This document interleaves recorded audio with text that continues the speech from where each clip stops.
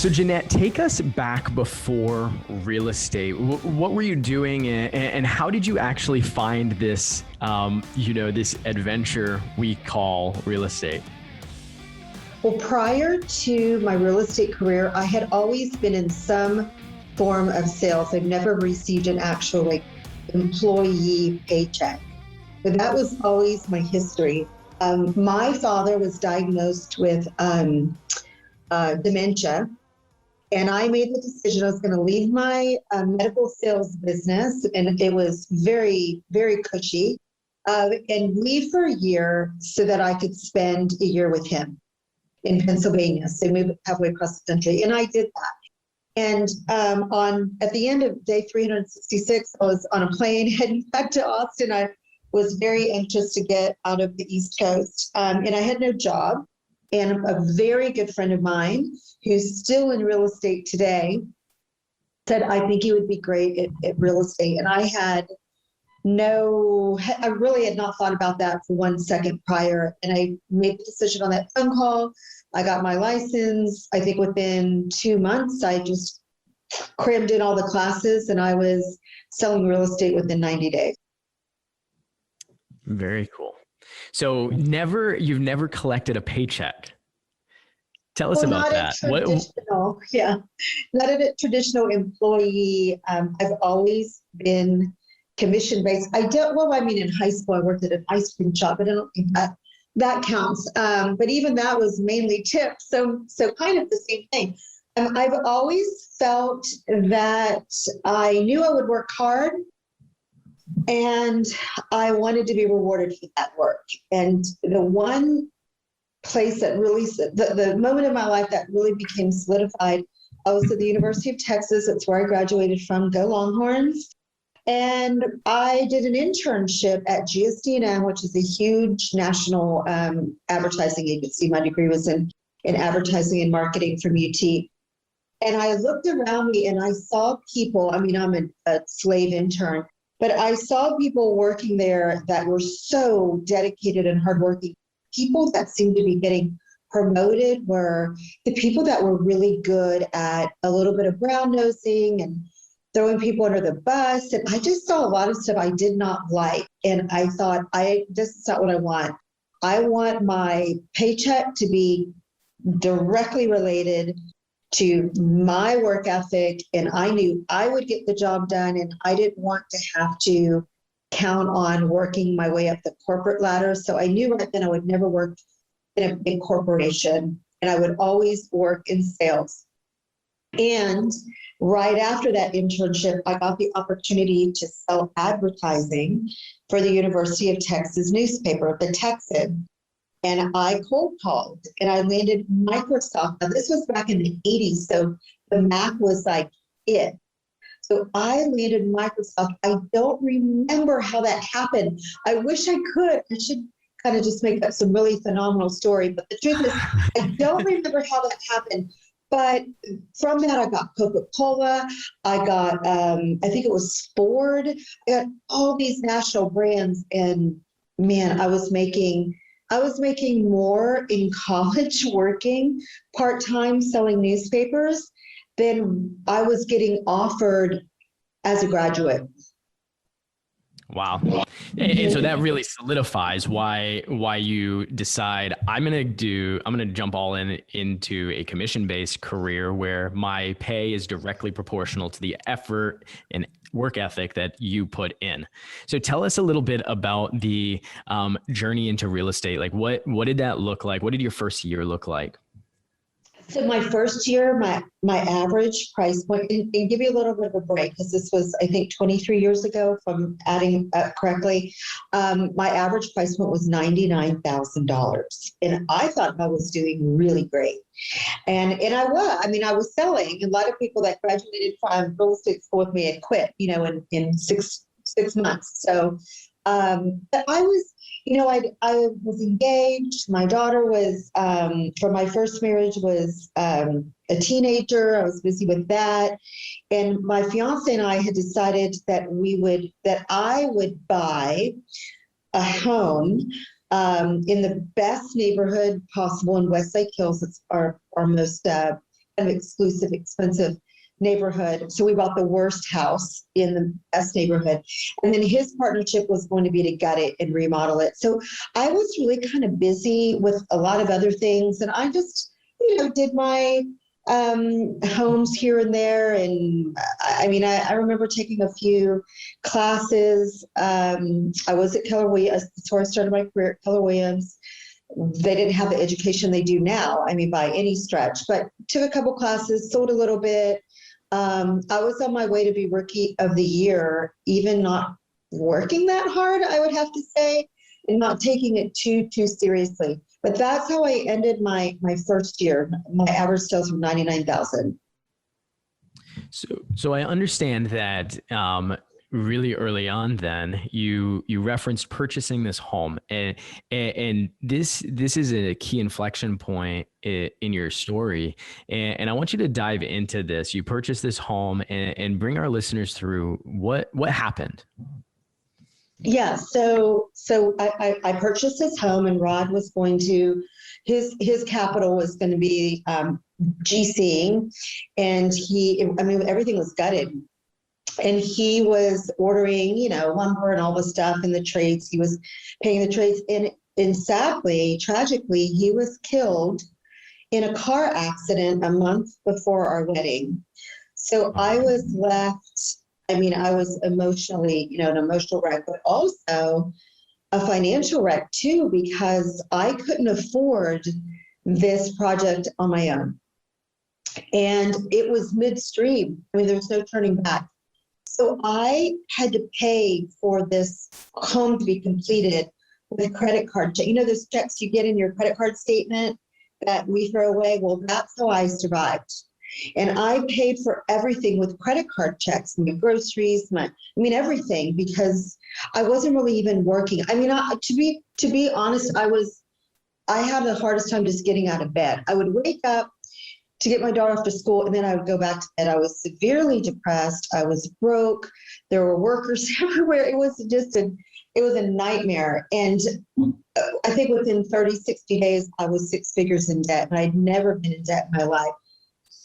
And kind of when the dust settled and I realized I could not move money around, I was paying one credit card with another credit card check, that I have got to get my act together and I've got to go to work. And I kind of did the math, and it was going to take me like 7 years or something like that to get out of debt at my average price point. So I figured I need to quadruple that price point so I could get out of debt faster. My kiddo was getting ready to go to college, and I didn't know what I was going to do. And so I decided at that point that I was just going to immerse myself in the $500,000 to $600,000 world, which was luxury at that time in our market. And I had never even set foot in a home. I grew up middle class. I did not come from money. And so I didn't know anything about those kind of buyers. I didn't know what was important to them. I didn't know where those neighborhoods were. I didn't know about the appliances. If you name it, I didn't know it. And I just set about focusing on that and becoming a student of high net worth buyers and what made them tick in that market. So I clearly remember, I could drive you to the house right now. It's in a neighborhood here in Austin, Texas, called Davenport. It's on a street called Fargallant. I remember I pulled it up in MLS because it was vacant. And it was $700,000. And I went in, and I could just remember standing there going, oh my gosh, this is the most luxurious. It had a big sweeping staircase. And I thought, holy heck, if I could ever sell something like this, this is the answer to my prayers. And I got out of there so fast because I was afraid someone would see me and say, what are you doing here? You sell $99,000 houses. And I'd get run out the door because, upper end can be a little cliquish. But, I had a huge why, and that was I was going to be homeless. And I was desperate. I was in a financially horrible situation, and I would have never in a million years asked my family for help. So I went to work, and I did it. Well, what an incredible story. obviously super tragic, and that tragedy leads into tragedy in other areas, really, with finance. You're stuck in this big project. We oftentimes, especially when we get into flipping homes and investing in real estate, we have all these big plans for how it's going to go, and it's like the worst nightmare obviously happened, and then 10x that with everything else that happened with your fiance. And yet what I heard in your story is that when your back was against the wall, you decided to find a way out. And I want you to just comment on that a little bit, because obviously whenever someone's back is against the wall, you have two options. You can fold up and you can let life just come at you, or you can decide to get out. And I know it was a while ago, early in your career, but is there any tips that you have if someone's listening to this and they feel like their back's against a wall? Maybe it's financial, maybe it's emotional, maybe there's been a family tragedy, or a business is collapsing. What would you tell that person right now? I think the only thing you can do in those situations is tackle it head on, and you do have to go through it. And there's just no easy way to get through a loss, whether it's financial or a tragedy, a loss of a person that you love in your life. There's just no easy way to get through that. And so you have to, if you have a support system, I think you have to be honest with people around you so that they can help you. I didn't do that, and that made it even harder, for me. But I would do that differently if, hindsight, of course, it's 2020, but I think that would be the first thing. And the second thing is to really rely,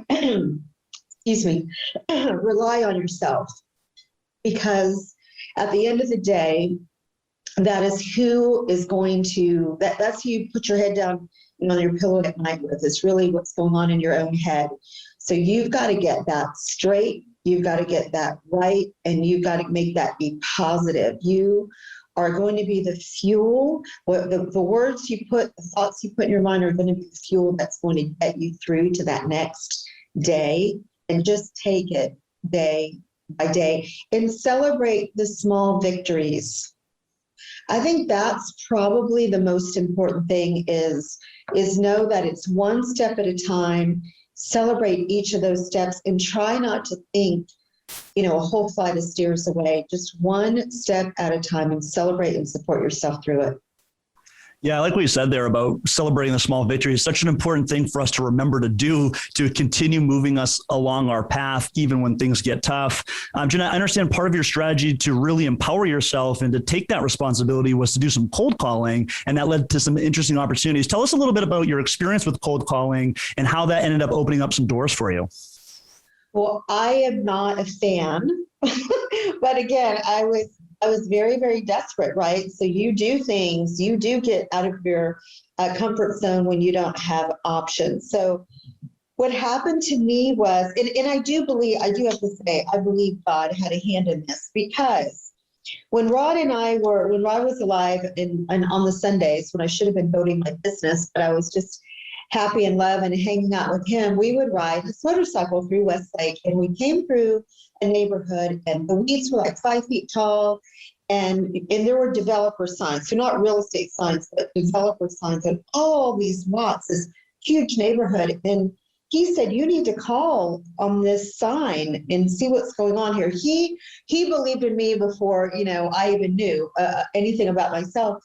And I said, yeah, I'll call on that sign. But again, I was getting married. I had a teenager. I was not really thinking about building a business. But then, 6 months later, after I was in all this debt, dragging myself out of depression, I was literally sitting in my office at the time, watching cars go by, thinking, what am I going to do? I didn't have a buyer, I didn't have a seller. And I heard this voice. Literally I heard this voice saying, what about that neighborhood with the weeds and the developer signs? And I'm like, oh my gosh, where was that neighborhood? And I couldn't figure out, if anybody's familiar with Westlake Hills, it's very easy to get confused. There's no straight street. And I drove and I drove and I drove and I drove until I found that neighborhood. And I called on that sign, like he had told me to do 6 months before. And the person on the other end answered it. He was a developer. His name's Lee Weber, also known as my guardian angel. And he said, "You have the most amazing timing. I was just about to call agents and meet with them tomorrow. Can you meet for lunch?" I said, "Absolutely." Now, Lee and I are friends now. Kind of the funny story in that is he's referred me tons of business. We did many developments. He retired to a suburban lake area, Horseshoe Bay, and was bored in a month, and said, "I think I'm going to get my real estate license and sell, waterfront homes out here." And so he's part of my downline in Keller Williams. Is that crazy how all that happened? But so back to the story, we met. I was out of it. I mean, I was still really just not in a good headspace. And at the end of the lunch, he said, "I'm going to give you this listing." And if he was here right now, he would tell you that I said, "You are?" Because it was a whole neighborhood, acres of 1 acre lots that were like every big agent in Westlake wanted this development. And I had no idea. I mean, I didn't know how amazing this was. And so when I listed it, all those already established agents were like, "Who the heck is Jeanette Spinelli?" So I really had to bring it on that neighborhood. And that became my one thing. I nailed that neighborhood. I squeezed every ounce, every penny out of that neighborhood. I set up an open house in a cul-de-sac with a card table and Jason's Deli boxes as a property tour. And these agents were pulling up in their Mercedes and, all these high-end agents. And they were like, "Where's the house?" And I'm like, "There's no house. It's lots. Here's your lunch." And they would just look at me like I was crazy. But out of that deal for both months, I did the math, and $750 million in business came from that. Like the original lots that I sold, then the houses that we put on it, and then I've resold most of those houses, some of them more than once. And then those people referred me all back to that one call with Lee Weber. So it just goes to show you're one call away from who the heck knows what. And in my mind, the worst thing had already happened to me. So if someone hung up on me or told me no, if I heard no 700 times, who cared? So I just said that made me realize, go for it. You got to go for it. That changed my life. It really did. There's so much that we could unpack in this. I mean, even going back to that very thought when you said, "It's going to take me 7 years to dig out of this." You went really logically through that and said, "Okay, my average price point is 99,000. I've got to quadruple this because we're going to shorten the time period." I love that, first of all, and then you make a conscious effort. The second thing that I picked up on is Ben Kinney, and we've talked about this before. Ben Kinney has his different types of luck, and I think about activity-based luck. If you get into activity, sometimes you're just going to have that luck, and you determined, "I'm going to go find that neighborhood. I'm going to get into activity," and the activity was a phone call, and that phone call led to a lunch where you ended up saying, "You are? You're going to let me do this?" Right? And I would call that activity-based luck. And then finally, like the last thing that I'd say is the lifetime value of that relationship. I mean, $750 million in business traced back to one activity. And for the agent that's out there, I was just consulting one of our agents yesterday who's just like, "I'm good on the phone. And I made 400 phone calls last week and I still am not converting it right now. I'm having a harder time than ever trying to convert." And for any of you agents that are out there like that, one phone call, it takes one phone call. And that's the mindset that you have to get back in. I mean, Joe, what else do you have to add? Because I know you're taking notes. I mean, I'm no math magician, but the commission on 750 million in volume is a pretty incredible number. And Jeanette, something I want to ask you about is you mentioned during that story that there was a certain point in time where you weren't necessarily thinking about building a business. So I'm curious to know what that transition looked like first for you mentally in your own head, and then how that affected what you did to get you to where you are today in the business that you have. Well, I believe that I was so surprised at the success that I had at that point. I felt like, oh, I've done it, right? And then I was just maintaining it for the longest time. And back in those days, I'd say, 10 plus years ago, the top agents in Austin were selling, $10 to $15 million a year.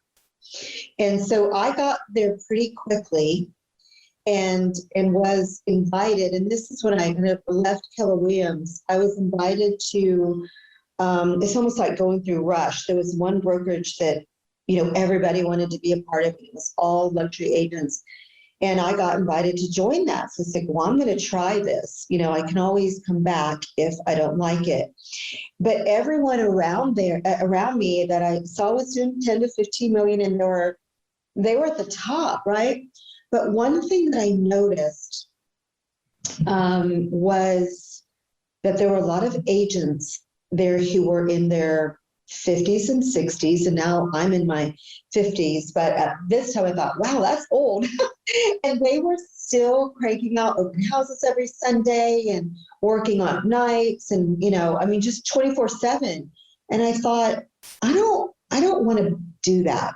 I know I don't want to do that. I don't want to be at my client's, beck and call, at every client's beck and call. I mean, there's some people I drop, everything for, but I just knew that wasn't a business. And I saw repeatedly with people that mentors of mine, agents that I knew and that I loved, that the last house they sold was the last dollar they made.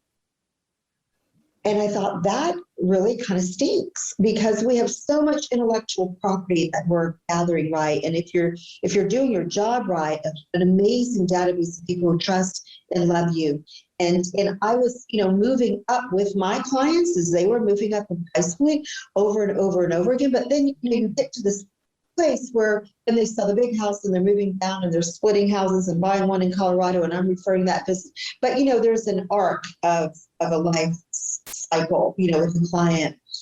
And I just thought, well, I worked too hard to have the last dollar that I make be the last house I sell. And that's when I started looking for alternatives. And that's when the opportunity came to us through Keller Williams International to open the portfolio office, which is the luxury brick and mortar of the Market Center #1. And that's when I came back to Keller Williams. And of course, we know, because we are immersed, the education was completely different from when I had left it, and very much geared to running a business and starting a business instead of having a job. But even with that, because I'm kind of an all-in person, if you haven't figured that out already, and I took every class, and I wasn't bashful about picking up the phone and picking somebody's brain, some leader's brain on what they did. And I just, after about 6 years, I felt like I was the person that people would come to with questions every time I was in the room. And I didn't want that. I wanted to be around people that I could ask questions of. And so that started another quest, another journey, which was to find out which other teams I could partner with. I didn't know if that was an expansion situation or just one other agent. And that took me about 1.5 years of making that a priority on my day-to-day. I worked at it, interviewing, asking a lot of questions before I came to the decision to partner with Chris Suarez, which was Experience, which is now Place, with Chris and Ben Kinney. And it was the best decision that I ever made, because it really has propelled my business. Now, when I think back to being happy at 10 and 15 million, we did 25 million last month. So, and of course the market's hot and everybody's doing more, but I know 100% no doubt about it that I would never be where I am right now. I mean, I might have gotten there in 10 or 15 years, but who wants to wait that long? I think I did a 10-year plan with him and we were at year 4 at the end of the first year. So that's how much my business catapulted by partnering with people smarter than me that, it's all about, opportunities about networking, right? And networking with the right people. And that's what I intended to do. And that's what I did. And that's why things have turned out the way they have for us. It's just phenomenal. Jeanette, I love what you just displayed there, which is that this commitment to lifelong learning allows you the opportunity to get in rooms where you're not the smartest person. And when you get around people who are thinking and acting at higher levels than you are, it brings you up. And I think it's a consistent pattern in your business, this idea of how do I contract timeframes, right? We have this saying that work expands to fill the time allowed, Parkinson's law. Well, work contracts when you actually contract it as well. And that seems to be, whether it be early on, how do I raise my price point, or even in your journey, how do I go faster, 10-year plan down to 4-year plan. If we set ourselves up right and we plan effectively, a solid plan typically will collapse the time frames in which we can become more successful. So talk to me a little bit now then about this 10-year plan, right? You're about halfway through it. And I bet there's a lot of our listeners who are, I know there are 70, 80, 90 units in production. And maybe they find themselves kind of in that second decade or third decade of their career. And they're starting to think, okay, how do I get off the train of being at every agent's beck and call? Or clients beck and call? How do I get off the train of every Friday, Saturday, Sunday open houses? How do I think more like a business owner?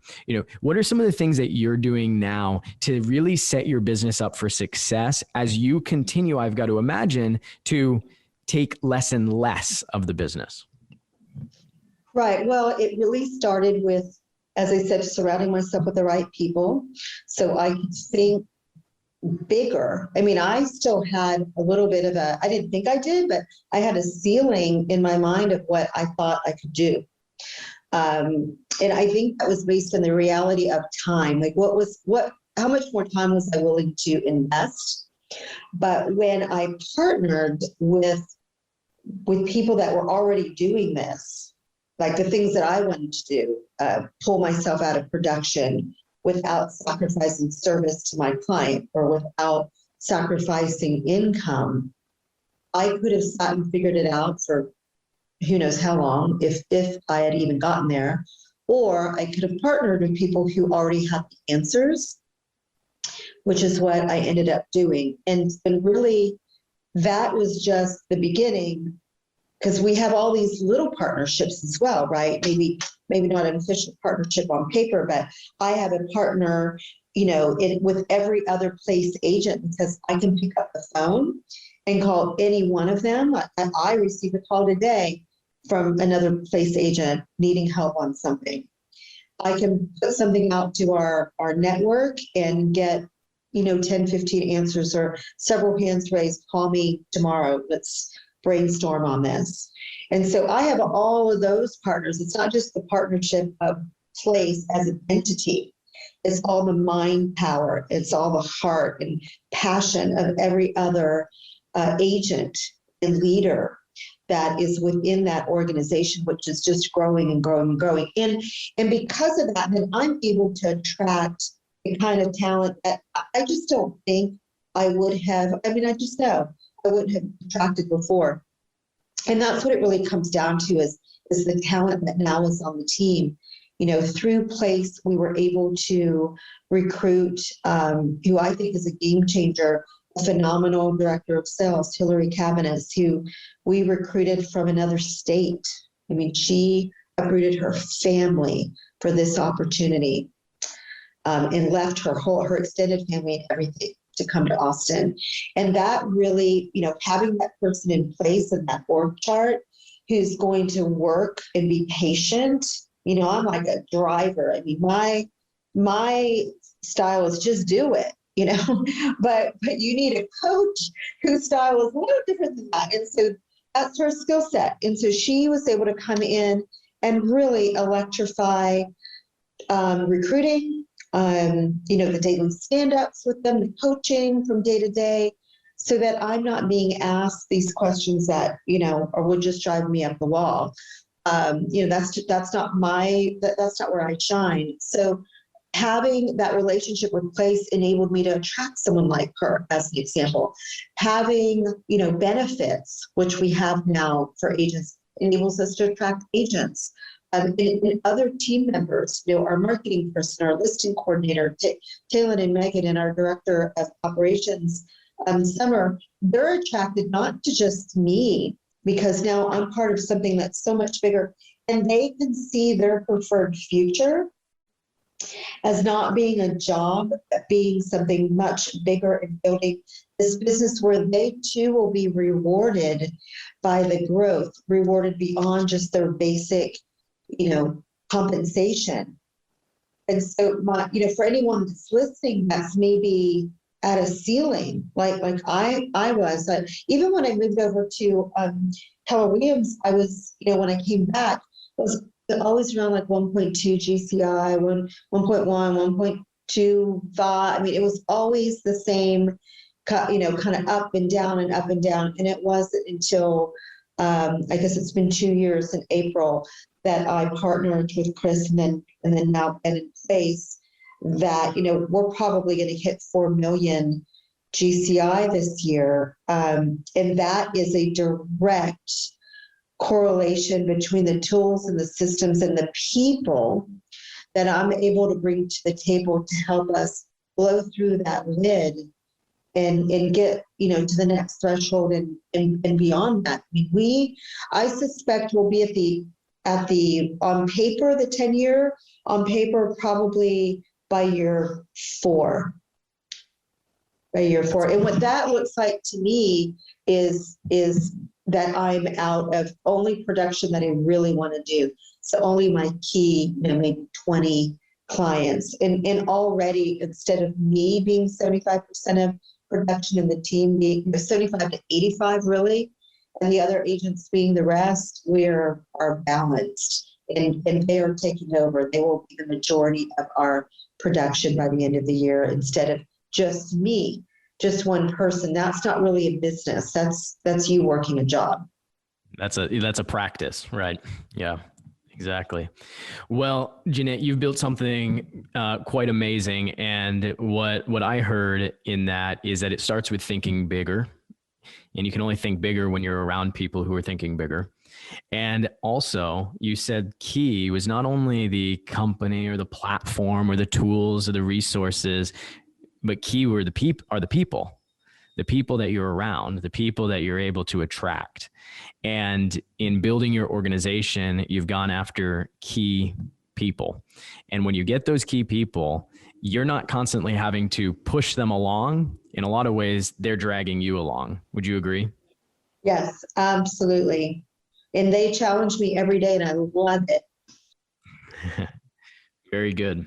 Well, Jeanette, I'd love to keep going here, and yet I want to be respectful of your time. And so I want to transition our show into the last segment, which we call 3, 2, 1 action. It's the same 3 questions we ask every single guest. Joe, you want to kick us off? Let's do this. All right, Jeanette, who is the one person who has had the most influential impact on your business, and how? I would still have to say Chris Suarez. I would have to say that. First, he gave me this tremendous opportunity, but just the way he thinks, I don't know how many of the listeners have participated in a class that he's taught, but you should go, whatever it is he's teaching. He has a great ability. He's a good listener, first off. And I think you have to be to help people. And he has the ability to have an answer without being you. You know what I mean? Like, sometimes when you're trying to get someone to help you with something, you feel like you have to explain like every nuance. If they weren't there witnessing it, sometimes their answers are just off place, but no fault to them because, they're coming in after the fact. He has this incredible talent really to get to the heart of an answer that is tangible. It's actionable. And I love actionable. So it's just a perfect fit for me. So I can, pop out a problem and he comes back with a solution. And it's not something that is unattainable. It's like perfect for that point that I am in this moment. And I have complete confidence and trust and certainty that the point that I'm in a year from today, he will also have those answers, because the thing I admire so much about him is he is a continuous learner. I don't know anybody who reads more, listens to more podcasts, and he didn't have to do any of that. Even Ben, for that matter, neither one of them ever have to work another day in their lives. But, they are committed to this industry. I respect both of them from an integrity standpoint, both very different styles. I mean, I really feel like I got the best of both worlds when Ben, came in and there was that merger, because the two of them are equally both in work ethic and integrity, but have different perspectives and sometimes different solutions, and they're both right. Like, they're both awesome. So whatever works for your style, you can find it between either one of them. And I'm just so fortunate, really. I think it's fantastic that you said that he's a great listener, right? And the foundation, whether it's sales, leadership, anything, listening is key, right? That's great. And Chris and I have missed each other. We've had a couple things scheduled, but I'm sure he'll be on before the end of the year for sure. And you guys will definitely have a treat when we get Chris on the show. So question number 2, Jeanette. What's the most influential book on your business? Oh my God, there's so many books. There's a lot of great books, but one that I read over and over and over again is John Maxwell's, I think it's called Leadership Promises. And it's a day, no, I have it under here. I pick it up almost every other day or so. Yeah, Leadership Promises for Every Day. And I encourage you, it's one of those books that it's a daily read, it's a calendared read. And so I like that it plants a manageable tidbit in your brain. But you can just read it over and over and over again. And because you are in a different place, right? Each time that you come to that book. So I really have enjoyed just having it handy. And I've given that book to a lot of people too, as gifts. So yeah, John, it's a daily devotional, John Maxwell's Leadership Promises for Every Day. Yeah, really great answer. Love a lot of what John Maxwell has to say. And I think you're really going to love this last question, because like you, David and I are all about taking action. So the last question for you today, Jeanette, is knowing that this is the All In podcast and knowing that we encourage our listeners to take action, what is one thing you suggest that they go do right now today to begin moving the needle forward in their businesses? Create some white space. And I mean, create it. Leave your phone at home. Leave your laptop, go. I went on a little, just a little kind of like a day spa it's an overnight spa for 2 days with no phone. I was like hyperventilating. I kept thinking I was hearing the phone ring. So seriously, no phone, no internet, no laptop, no iPad, none of that. Create some white space and really get down to what it is that you need to get yourself where you want to be in 5 years. And so just bring a notepad and a pen. and really dedicate that time. That was some very good advice that I was given before actually I made this change to place. And at the end of those 2 days, I knew exactly what I needed. So, and maybe it takes you longer than 2 days. You might need a week, but I think it's the commitment of don't leave that sequestered space wherever you are until you have extreme clarity and a plan, so that you don't look back. I mean, time is so precious that you feel like you have made the most of it, and whatever that is for you. It isn't always money for people. It isn't always building a business. But we know that money enables you to do whatever you want to do, whether it's being generous to your family, to other organizations. You do need that in some aspects, but it might not be it might be your health. It might be just caring for a family member. So whatever that thing is, or those things might be that you're going to need to have successfully conquered and accomplished to look back on your life, you got to get that straight now.